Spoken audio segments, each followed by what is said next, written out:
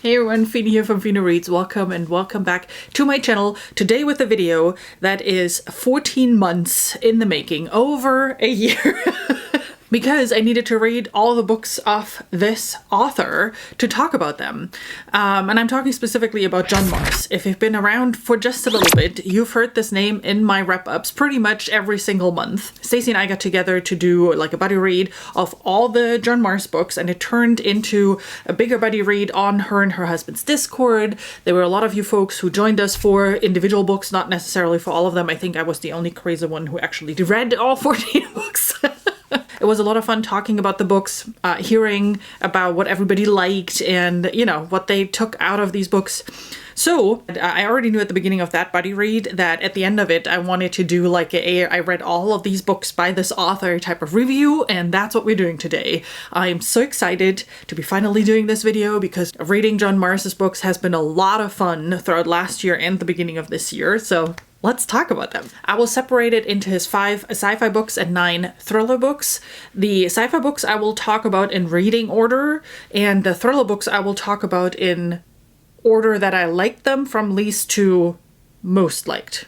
That makes sense, right? Yes, good. His sci-fi books, he has, it's called the One Universe. You don't necessarily have to read them in that order, especially if you only want to read 1 or 2 books from his sci-fi books. You do not have to read them in order. But if you want to read all 5 books, my recommendation would be to start at the beginning because the following books spoil pretty much the ending of the prior books. That's just my opinion. Do with it what you want. Let's start with The One. That's the first book in reading order. The first book that we also read. So the read along, I don't know if I mentioned that before. The read along, we read his books in publication order. At the beginning, we switched between thriller and sci-fi till the sci-fi ran out, and then we just read the remaining thrillers. And we added his newest book that he just released this year. We added that to the end as well. All right, so starting with The One, the first book in the One universe that actually also just got a TV show, which I still haven't watched yet. In The One, we are following multiple people as they are finding their soulmate, because in this dystopian future of Britain, scientists found a gene that reveals your soulmate. So you can do a gene test, think like the 23andMe type of thing. You send in some blood, they check your DNA, and then it's put into a database. And then if your soulmate also puts in their blood sample, you're being matched. You get a note with, hey, we found your soulmate. And then you can decide if you want to meet that person or not. And we're following, it has been a while, 5, 6, 7 people on their journey. And it starts off relatively calm, and you're like, oh, this is great. This is kind of interesting. And you get several situations about like, okay, how did they get into the soulmate situation where they're married before and divorced for their new person. And then it takes a little bit of a dark turn because he then shows through the 7 POVs what could go wrong with a situation like that, and it turns into a big clusterfuck at the end. This is still my favorite out of that universe. So The One, from the beginning till the end, even after reading all of the other one, was my favorite out of those 5. The next one is The Passengers. This one is about self-driving cars. We're living in the Britain where you can just get into a car, it takes you where you want, and then you get out, and that's it. You don't even have to own the car. It's kind of like a whole system, a little bit like an iRobot if you want. And similar idea here. You follow multiple POVs of people who get into these self-driving cars, and you're like, oh, this is kind of nice to see how this future could be.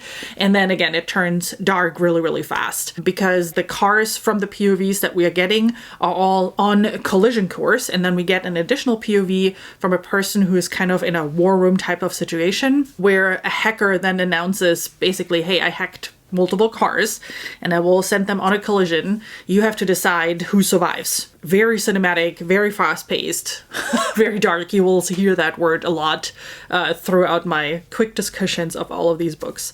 Second favorite out of all of these. The third one in that series is called Minders. Here it is about securing government data to make sure that hackers can't access it. So a program was developed to store that data in a human's brain. Again, multiple POV. You follow multiple people that have this data, that information in their heads, and then throughout, following them, it gets darker.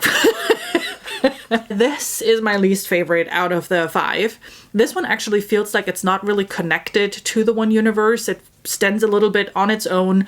There's not really any mention of the 2 prior books in this story, and it is a lot slower paced than his other books. And I believe, if I remember correctly, it was this book where he mentioned, like, yeah, I've heard or I've read comments about it, John Marr that is, right? I've read comments about people not liking it as much, and he was explaining a little bit in what state of mind he was when that book was written. I don't know the exact story anymore. It has been a while that I read that on his social profile, but even he acknowledged that it's not his best work. If you would want to skip one of the books in the one universe, this is the one I'd say you could just, leave it out. Book number 4 is Marriage Act, and that is actually the book that started the whole conversation between me and Stacy that we wanted to read the John Marr's books. She actually gifted that to me for a birthday or a Christmas. I'm not 100% sure. But then at the same time, she mentioned, you shouldn't read this one first. You should read the one first, blah, blah, blah, blah. And then we decided at one point, let's make this a whole buddy read. And then we expanded it because she then also told me, like, hey, he has a bunch of thrillers. Do we want to read those as well? We're a bit crazy like this. The concept is that you can get discounts and benefits if you register your marriage and if you install like an Alexa type device in your home that basically monitors what's going on. And then, like these car insurances that monitor if you drive on speed and if you don't have accidents, and then you get discounts. Similar idea. So they get discounts for housing, they get better health care, and a whole bunch of other stuff. And again, multiple POVs that we're following. And as it continues, you actually realize what that technology really does and what, how harmful it is and that kind of stuff. And there's some interesting situations. So this is actually, for me, pretty close to The Passenger. I think those are pretty much on par. So I would also throw it on the second spot of liked in the sci-fi spot, directly followed by The Family Experiment, which is the last book in the one universe. This one I didn't like as much. I liked it better than Minders, I tell you that much. Multiple POVs from people who are participating in a game show where it is about winning a virtual reality child. And it starts with them, all of them get a virtual reality child, and they have to take care of it. And then every week or every month, I don't know exactly anymore, one family gets voted out, and then you have to survive till the end. And again, lots of secrets that we are uncovering, lots of twisted backstories for these various families that we're discovering. Very, very interesting. At that point, though, I kind of was done with these sci-fi versions because the way he tells the story becomes very same across all of those because they are all set up the same way. It's always multiple POVs. It always starts out very light and entertaining, and then it turns dark really, really fast. And once you've read it 5 times, essentially, you're kind of like, okay, I kind of see where you're going. It is still interesting, though, to see, which kind of dark paths he is going down, because through the multi-POV setting, he can go down multiple dark narration ideas to see, okay, what really happens at the end of the day, which is very interesting. Moving into the thrillers, these I will talk through from least favorite to most favorite, not in publication order, because there are only 2 thrillers that I've found so far that mention things from prior published thrillers, but it's not in a spoilery manner except for one of them. That's the one that I will talk about first.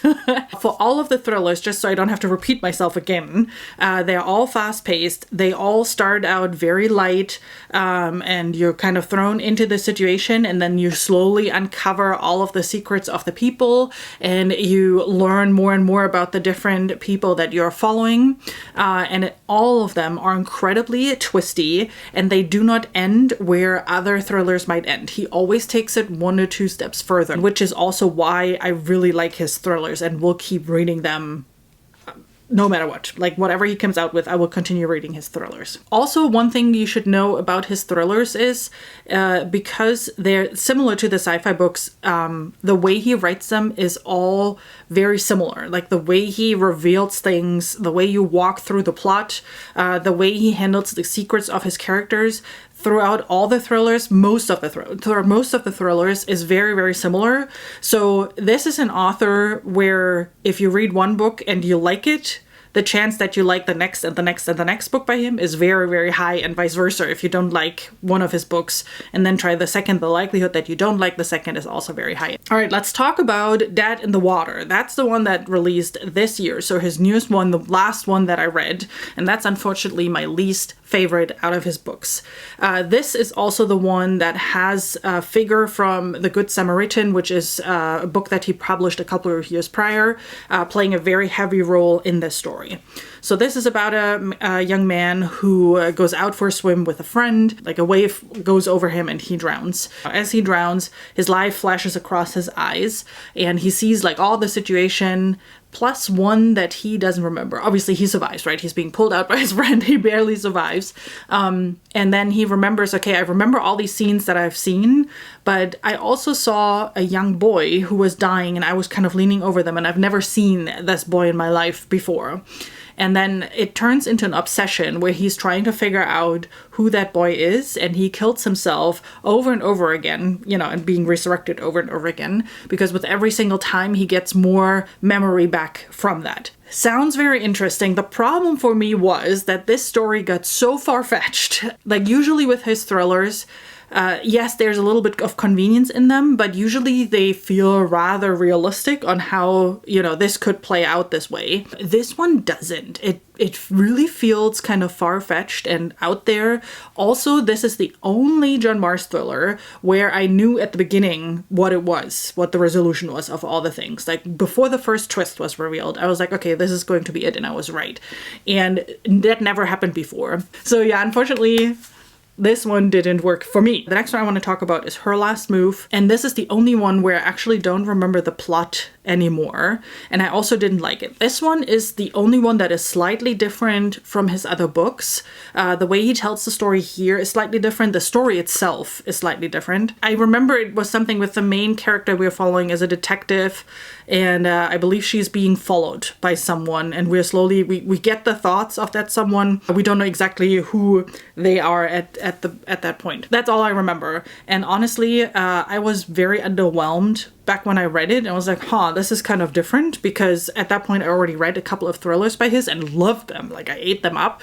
And this one was the one where it's like, this is weird and different, and I don't like that different. And then thankfully with the next thriller, he went back to his normal self. The next one, The Stranger in Her House, is about a young woman that takes care of her mother, elderly. She lives in her house, has a little bit of dementia issues, till one day there's a young man coming around saying, hey, I was sent from whatever government organization, like a non-profit organization.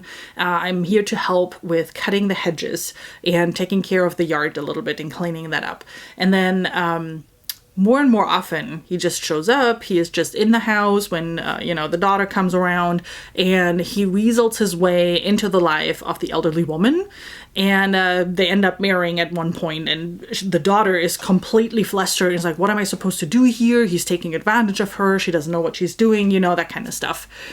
What I found really interesting about this book is that halfway through, the resolution happened, like the big resolution of this plot that I just mentioned happened. And then that's what I mean with what I really like about John Marr is he takes it 1, 2, 3 steps further than other authors would. And this book is the prime example for that. So we then have half a book more that continues the story and shows you what's going on after everything has been uncovered. And it was so well done. I really loved it. Initially, I was a little bit irritated when the reveal came halfway through. I was like, what the hell is happening now? Because till then, it has been a rather boring story, to be very honest. But that second half was really, really well done. And I loved what he did with that kind of aftermath and, how these characters deal with certain things. Book number 4 that I want to talk about is Keep It in the Family. This is one of his more popular books. If I remember reading on his social media properly, this blew up because a big book club picked it up and put it out. And like there's a famous chapter, is it 39, 49? I don't know, one of those where the content of that chapter literally is just fuck. go into the next chapter. That, by the way, is also something for him. His chapters are usually really, really short. Not that short. Usually you have like 2-3 pages, but they are usually very, very short and switch between POVs. So you have a really hard time putting them down. So this is about a young family that bought a house. They're renovating it with the parents till one day they're opening up the attic because, you know, whatever, they needed to go up there for whatever reason. And they find a bunch of suitcases, and there are dead people in there. This one you might want to check for trigger warnings because it deals with a bit heavier matter. So just in case you're someone, you know, who can't handle certain specific death situations, you might not want to read it. But yeah, and then it's about figuring out what is actually going on with these suitcases and what they found in there, and it's slowly unraveling. And that one is very twisty and crazy too. So there's, again, these 2-3 steps further that I did not see coming, and I thought it was so cool, very entertaining, and yeah, very creepy. Next up I want to talk about is You Killed Me First. That is his 2025 release. It seems to be that he is releasing one book a month at this point. This one has a really cool start. You're basically waking up with a young woman. She doesn't know where she is. She realizes her hands are tied and she can't really move. She's realizing the air is kind of heavy and there's a little bit of smoke coming around. And then she realizes she is underneath a bonfire that was just set ablaze. And then she gets a call from the person who put her there, and she's like, oh God, why did you do that? And he is like, because you killed me first. And that line really had me. Like, at that moment I was like, okay, I need to know what is going on here. Like, what does this mean, you killed me first? And then you're swapping into like whatever 6 months earlier, and you're following 3 POVs, 3 women that live in 3 houses in a cul-de-sac, and you know, their lives and how they interact with each other and their history. And there's a lot of baggage with all 3 women going on. And there's a lot of backstabbing happening, which I found really, really entertaining. And then something happens where you're like, oh, I really did not see that coming. That came out of left field. Well, that explains a lot of things. That is definitely one of my favorite ones. Very cool situations these 3 women find themselves in. Very cool history all 3 have. And lots of cool stuff happening. Lots of cool stuff happening. A lot of stuff to keep track of too. Last 4, starting with What Lies Between Us. This one is also a very creepy one. It's about a mother and daughter that both live in the same house, and relatively fast you realize that mother is actually held hostage by her daughter in that house. Like, she is chained to the bed, and she has a short chain for the bedroom and then a longer chain when she can come down one level to eat with her daughter, but other than that she goes back. And it switches between the 2, and you're slowly realizing what happened in the past between the 2. And there's so much to it. Definitely do not trust your first reveal. There's a lot more to it. He really digs deep with both of these characters, and some other side characters that are coming in and out of their lives. When it comes to like small setting type of thrillers, this is one of the best ones that I've read so far. So well done, so many cool twists. Both characters are incredibly fascinating, and getting into their brains throughout the story has been a ride, to say the least. On 3rd spot is The Vacation. That was the 2nd thriller that I read by him. This is the only thriller that has a lot of POVs, similar to his sci-fis that have a lot of POVs typically. And this is the only one that is not set in Britain either. This one is set in Venice, California. The location is a rinky-dink motel, and we are following various of the guests of this motel as they arrive and as they're doing what they were planning on doing while they were there.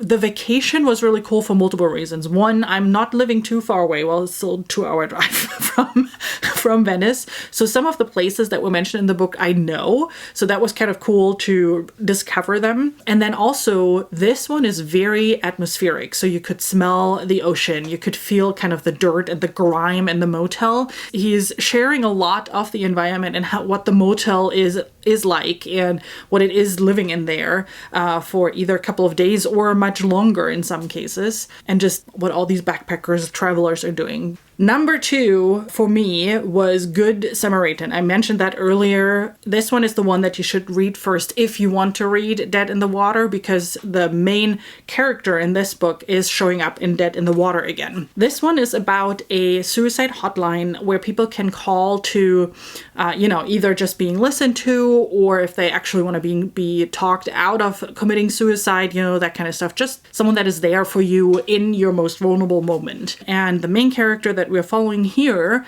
has an ulterior motive for working here. She actually doesn't want to help these people not commit suicide. She wants to help them commit suicide. So she manipulates these people that are calling into actually dying because she has an obsession with hearing someone die. And this is so messed up. Like, when it comes to darkness, this is probably the darkest one out of all of his books that he has written. The way you get into this character and experience her and learn more about her is so wild. And if you've been around, I like my psychological thrillers, and I love to get into people's heads. The messier, the better. And this one completely delivered on all of these points. It was so crazy, so much fun to follow along, and so many moments of like, what the hell is happening here right now? And then there's just one book left. If you have any idea what books he wrote and which one is missing, you already know what my first spot is going to be. But that is When You Disappeared, which is the first thriller in publication order, and till today my absolute favorite one by him. We're following a husband and wife, and the husband left one day, all up and left. Didn't take his shoes, didn't take any clothes, nothing. He just disappeared, went out in the morning for a run, and then never came back. And the wife, went through all the emotions of trying to find them, search groups, working with the police, all that kind of stuff. They had children, and, you're seeing kind of her falling apart in that means. And then you go into 25 years in the future, and all of a sudden he is there, and you talk to him, and she talks to him. The reason why I still love it the most is you're getting 2 POVs, and you're getting 2 POVs from 2 timelines. So you're seeing what happened with him 25 years ago and now, and you're seeing what's going on with her 25 years ago and now. And the way he slowly unraveled everything and showed what happened in those 25 years and the reason why he left is brilliant. Like, that is such a great plot work, or however you say that as an author, right? The way he told the story and how everything fit neatly together was so well done, and that's what I loved the most about it. And then on top of that, his typical, fast-paced writing, and there's a lot of darkness going on as well, and it's just twisty, also very, very twisty. So all the good stuff, and then you top it off with just perfect execution of these multiple POV, multiple timelines, and how that unravels.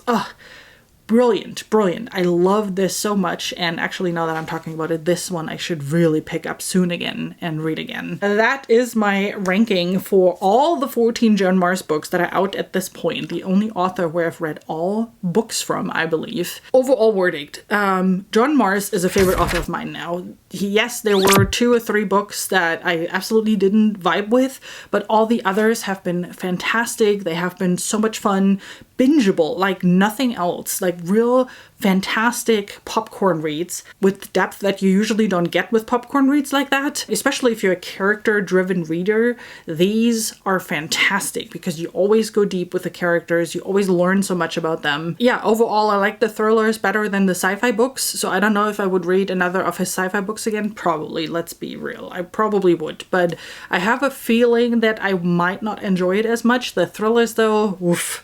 Really, really good. Have you ever read a book by John Marr? Let me know down in the comments. And if you haven't, which of these books sounded the most interesting to you that you would like to pick up? Also, let me know down in the comments. And while you're down there, don't forget to hit the subscribe button, the like button, the share button. You know that spiel. You do it all the time.